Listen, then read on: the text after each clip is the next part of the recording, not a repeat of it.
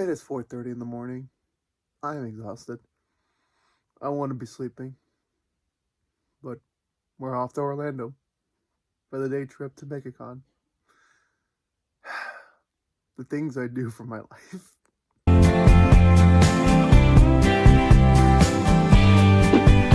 Considering of how much I spend last year at New York Comic Con 2023, I assumed that for myself that I would take a financial break from conventions until later this year in 2024. And just in the irony of fate, where my best friend was trying to play a joke on another friend of ours, and then ended up backfiring on me, where I actually ended up going to a whole different con in a whole nother state. Hey everyone, Joe here from the Collection Compass, and today, as the history of tradition of collecting memories, collecting autographs go, I just to say, you know what, I want to share my story. Last weekend, I attended Megacon in Orlando. If you're unaware, I live in New York City. So, what implored me, a New Yorker, to go all the way to Orlando, Florida, just for a convention? Well, like I said at the top, my friend, one of my best friends in the world, he is my brother. He literally sent me a post that an actor that a friend of ours, a mutual friend of ours, loves so much is going to be at Orlando after he came to New York Comic Con with Tom Hiddleston, by the way. Spoilers, not spoilers there. And he was assuming that she would be on board to fly out there, considering the fact from New York to Orlando isn't that expensive. And then I entertained the idea a little bit, trying to troll her. And then I was like, wait, hold on a minute. Hold on. I see what I can do here. And then slowly but surely, this became an off-screen plan. I went with my partner, and she was on board. And I was like, we're going to Orlando. We're going to Orlando for a day trip. I've seen this before on the TikToks, on the Instas, where people would go from, again, where I live in New York, maybe even in the tri-state area itself, all the way to Orlando, early in the morning, and then literally come back late at night. And there you go. Like literally, you would sleep in your bed and wake up in your bed in the same day. So for me, I've always wanted to do that. I've always wanted to find a reason to do that, and then this opportunity came up, and I decided to do so. I knew obviously this came with some risks. Obviously, I was traveling on a much more cheaper fare than I'm usually to when I go on my own personal vacations. So that was definitely something that I wasn't really expecting for myself to be fully aware. This was a new area for me to deal with, as well as the same time, I never tried any like this before. This was a risk. I could have been stuck in Orlando for like ever. Okay, not forever, but like, you know, I could have made a mistake at some point. Maybe I missed my flight or something. There was so many things that could have gone wrong. I think still went wrong.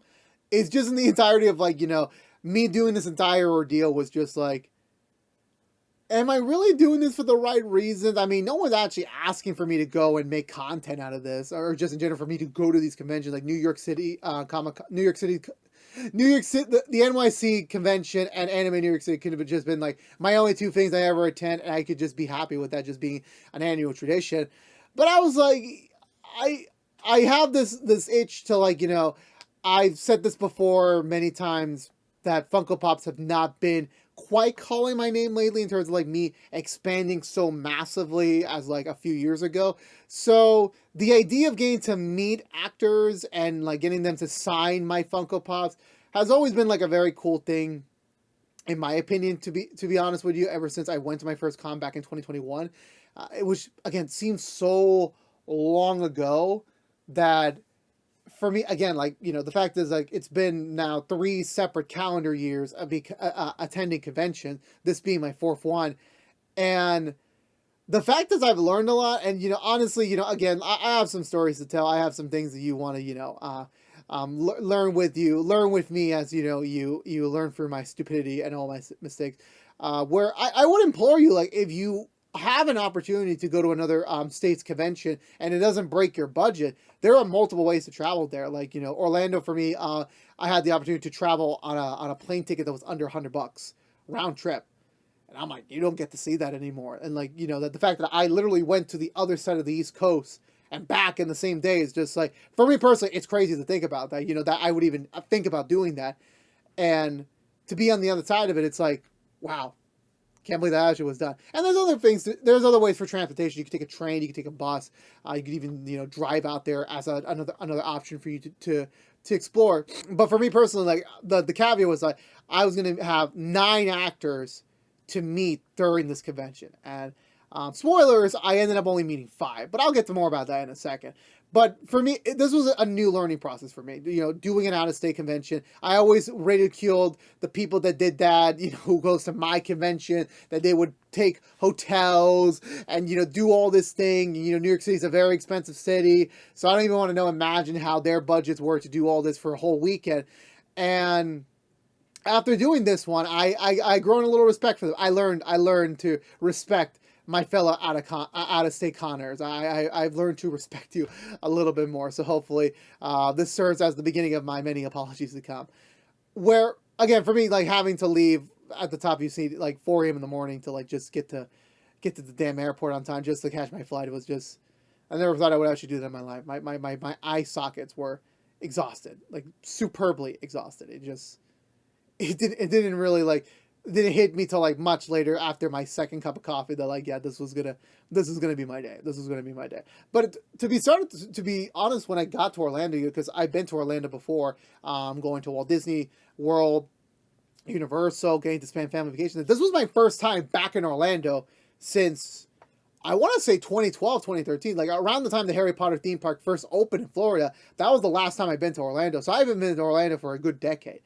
So getting to go back, remembering certain areas I used to been to, it was just, and obviously going to explore new parts that I haven't been to before.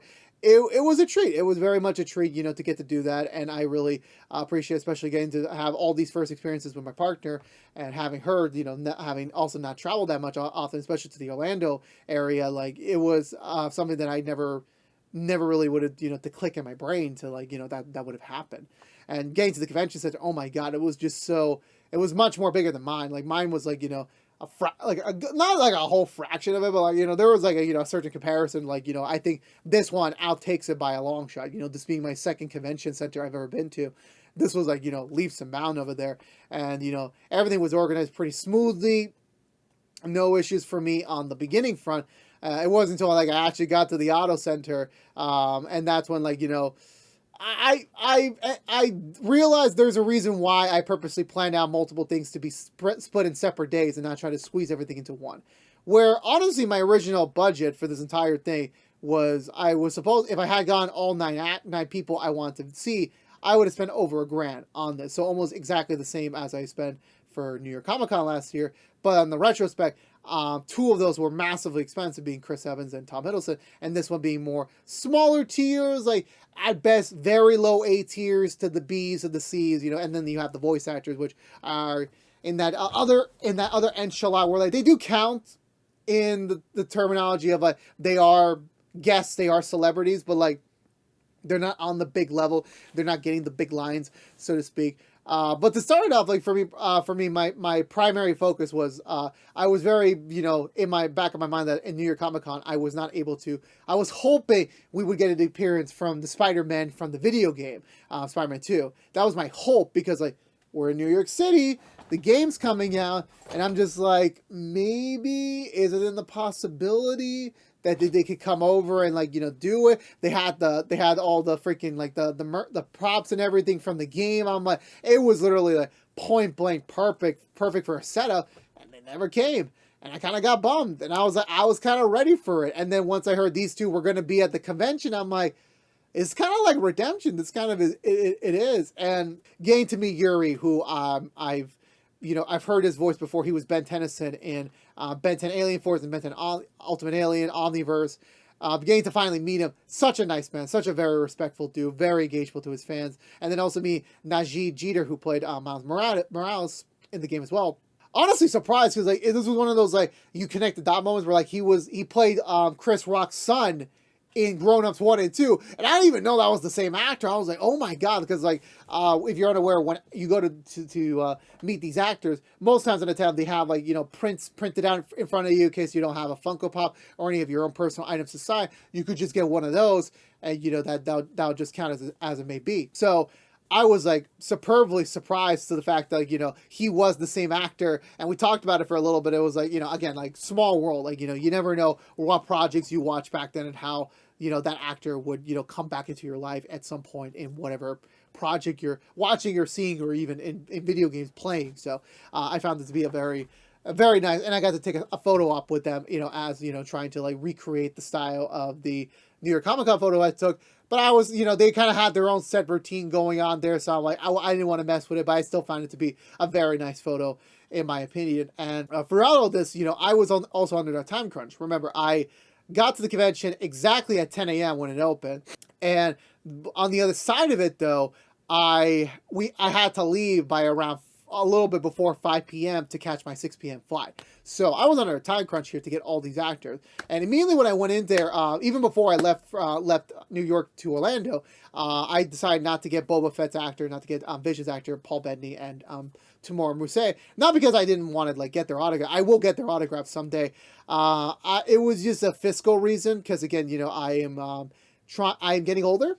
I am not a young kid anymore. I am a 26-year-old man turning 27 at the end of this year, and that hasn't really shook in my brain yet that fiscally I need to save money, and I will still get these autographs, get these photo op opportunities.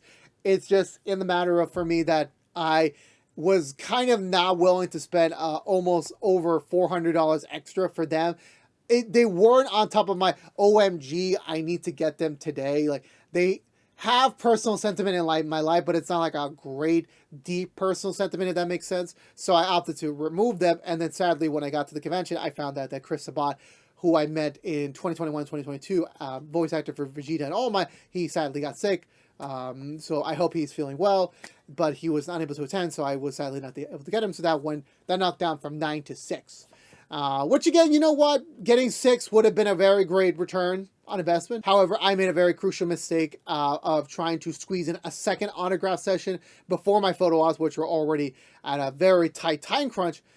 And I underestimated the power of the mega fans, where these are the people that are kind of obsessed with the actor and actress, not in like in an unhealthy way, but more like that they weren't exactly like I'm the type of person, like, I like to converse to a minimum. Like, I'm aware that, hey, you got a bunch of people after me, you had a bunch of people before me, I'm just gonna keep it short and simple. Maybe sometimes I don't even talk, because like maybe you need a break from talking, because talking is a lot. It really is. I kind of grew more confident to that, like, especially if you're going at a busy con day, like, that, as much as that might seem like a very much of a light job, or like, oh, you're just signing autographs and you're just talking to fans, that's an easy job. Not really, because like, there's only so much you can talk. Like, your mouth is like, it's a muscle, you're moving it constantly. And then same with your arm, like, carpal tunnel is a thing. So I actually do commend them for the work. This is not just like a simple hobby. This is literally just like, this is a job, like, to do all this and to meet and greet the fans, like, and also try to have a very positive experience to make sure that they walk away from this, like, even if it's like for a minute or two, even less than that they're having the best possible experience out of it. So for me, I underestimated that in that line, and then when I eventually went back to my photo op area, I apparently missed my Stephen Amell photo op by like a couple of minutes, which bummed me out. I did get the Spider-Man one, as I mentioned before, so I had to loop around, get that fixed up with Epic, which is the photo op and autograph provider for majority of these conventions. I managed to work out a deal, which was to get my money back via credits, which was only redeemable to autographs that I needed for that day, which was for Stephen Amell and Cameron Monteche, who played Cal in Star Wars Jedi Fallen Order and Survival. He also done a lot of other work like Gotham, but it may be for there.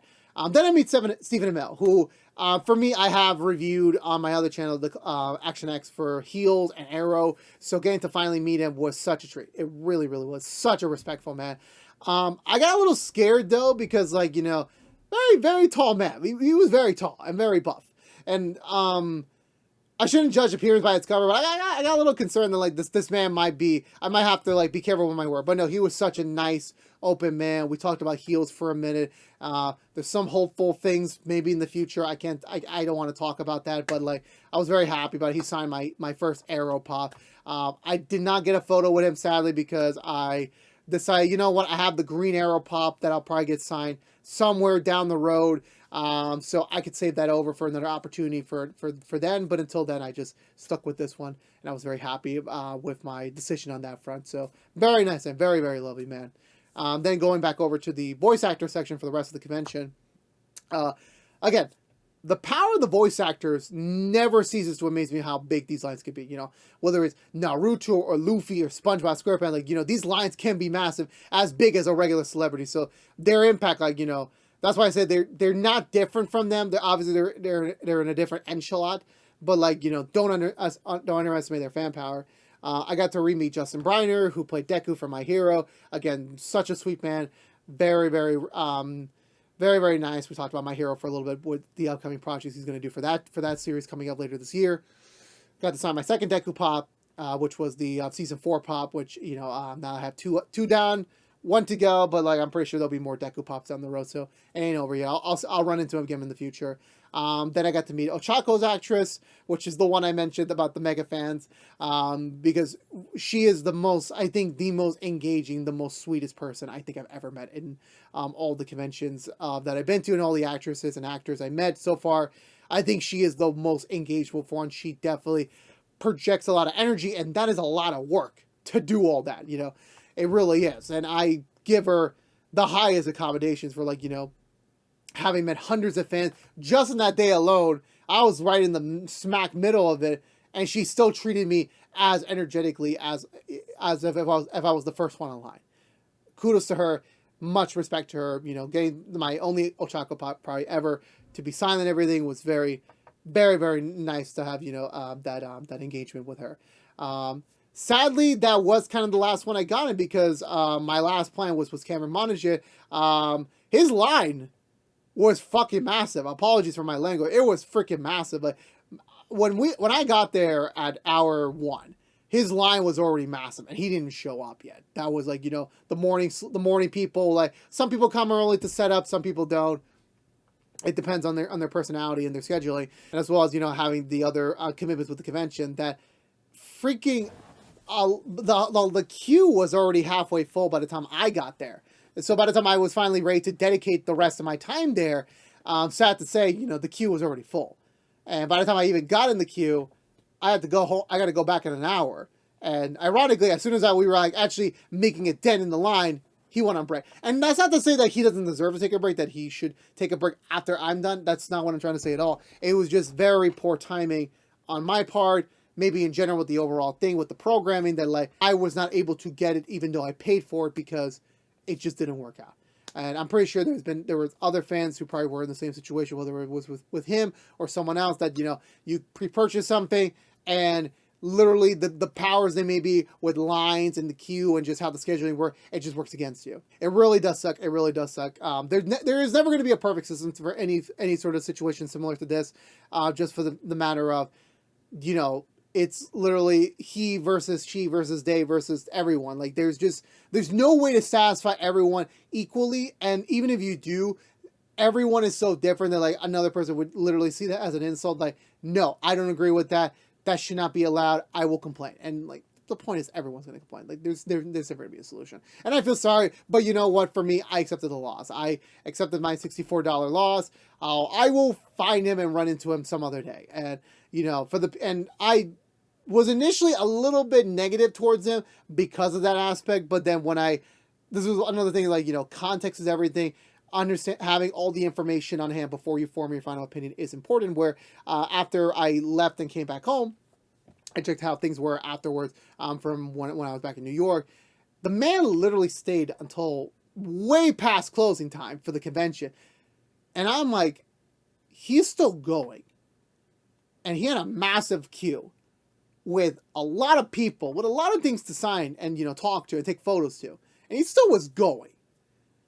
I will forever treat him with respect. That, you know, whenever I do get to meet him, I will give him some of the highest respect I will ever give anyone else. And, you know, wherever that might be, whether it might be here in New York or somewhere closer by, somewhere even further away, who the hell knows, where my convention path takes me next, that he definitely earned my respect. It literally went from me about to insult him priorly to then respecting him wholeheartedly.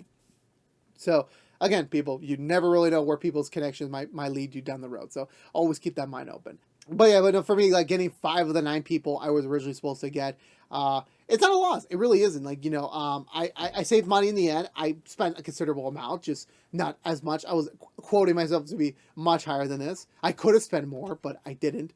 Because at the end of the day, this is all for fun. This is still a hobby at the end of the day. These conventions, while they're all not perfect, Megacon had problems, New York Comic Con had problems, Anime New York City had problems. All these conventions will forever have problems. There's never going to be a thing as a perfect convention. There never is going to be. There's always going to be that one issue or that one miscommunication, or just in general, something will happen that will prevent it from being a positive experience through and through. And again, I always treat everything with just have fun. That's still something I'm still struggling to learn as I'm, this was, I think, my 7th convention overall. I'm now in the double digits for the amount of con days I attended, so I'm still very much of a novice. I'm pretty sure I'll have dozens more as I get older in life. It will probably be more actors, more actresses, more people in this outlet down the road, and I will always continue to evolve and grow as personality. I'm just very happy that the people I did get to meet were all very respectful, very nice people, very engaging. Because there have been horror stories. I haven't had a horror story yet, thankfully. I hope I don't, but just in general, if I jinx myself, it is what it is for that front. But for me, personally speaking, Megacon was such a fun experience. Getting to do this day trip with my partner was memories for the book. Hopefully, maybe I'll come back next year in a different capacity, or maybe this will just open the door for me traveling further out. Who the heck really knows? But for me, these 5 Funko Pops I had signed, my new photo for my photo op collection, these are all service as memories, despite them not being as valuable as some other things, for me, they are valuable for me, myself. And that, every convention, every person is going to have their own different takeaway from each convention. But the important thing is the memories that you make along the way is your memories, and this is your value that you're putting up there. But let me know down below. If you haven't attended MegaCon this year, let me know. What did you do? I would love to have a chat with you about it. Like, what was your itinerary? Who did you get to meet? I would love to have a discussion with you down below about it. But again, that's going to do it for me today, everyone. Thank you so much for watching. This has been Joe here from the Collection Company. Please subscribe for more cool videos such as this one. But until we see each other again, stay safe out there. Be good to each other. And as always, peace out.